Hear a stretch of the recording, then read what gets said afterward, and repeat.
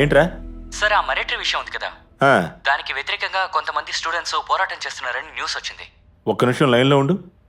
ప్రదీప్, ఆ marine driver సమస్యలో కొంతమంది ఆందోళన చేయబోతున్నారంట.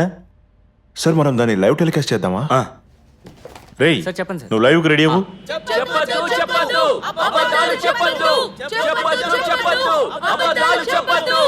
నాకు ఈ పోరాటం వెనకాల వేరే ఎవరైనా హస్తం ఉందా, లేదా ఇలాంటి విషయాన్ని బయటికి తీసుకొచ్చినందువల్ల ప్రజలే బయటకు వచ్చి పోరాటం మొదలు పెట్టారా? ప్రదీప్, ఆర్గనైజేషన్ తో ఏ సపోర్టు లేకుండా నీతి న్యాయం లేని వాళ్ళకి వ్యతిరేకంగా వీళ్ళందరూ ఒకటిగా చేరారు. ఇప్పుడు వాళ్ళని మీరు చూస్తున్నారు. ఇదంతా వైలెన్స్ క్రియేట్ చేయడం కోసం మీడియా చేస్తున్న ఒక కుట్రని మీరు అందరూ అనుకుంటున్నారా? చెప్పండి, అది నిజమే. కళాచారం అన్న ముసుగులో వీళ్ళు చేసే ఎల్లో జర్నలిజం ఇది. Yellow yellow Narada, yellow yellow Narada.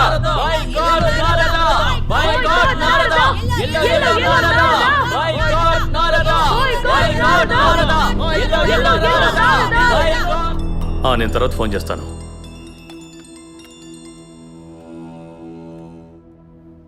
Hello Chandraprakash. Stop the live. ఇక్కడ ఏది లైవ్లో ఉండాలో నిర్ణయించేది నేనే కదా. ఇప్పుడు నేనే డిసైడ్ చేస్తాను.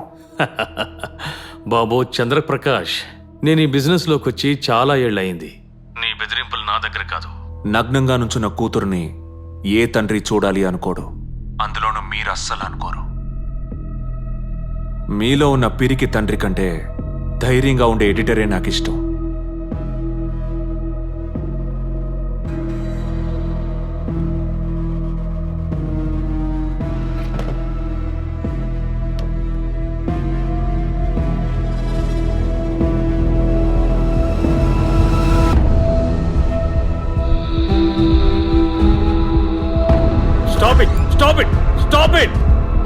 న్యూస్లన్నిటినీ ఇంకేదైనా తీసివేయి.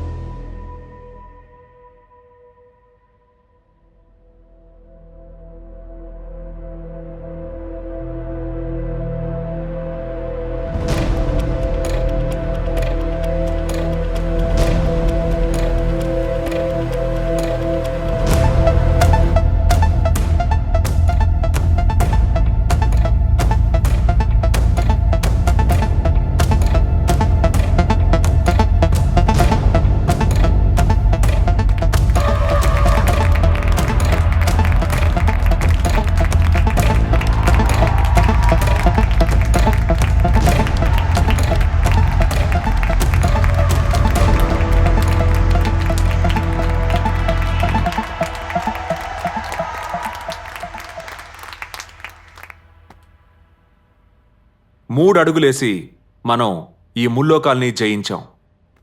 Thanks to my warriors.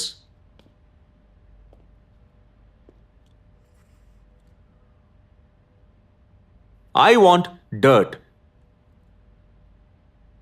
ప్రతి ఒక్కరిలోనూ మరకుంటుంది. పండితుడిలోనూ పామరుడిలోనూ అదుంటుంది. ఒక జర్నలిస్ట్ కనిపెట్టాల్సింది ఆ మరకనే. ఆ మరక నుంచే మన విజయం ఉదయించబోతోంది. నేను ఇంకో విషయం కూడా గుర్తు చేస్తున్నాను. నాకు కావాల్సింది మొదట్లో ఉన్న ఇంట్రెస్ట్ కాదు. శిఖరాన్ని అందుకోవడానికి కఠిన శ్రమ, వ్యక్తిత్వం, విశ్వాసం. ఐ రిపీట్, పరిపూర్ణమైన లాయల్టీ.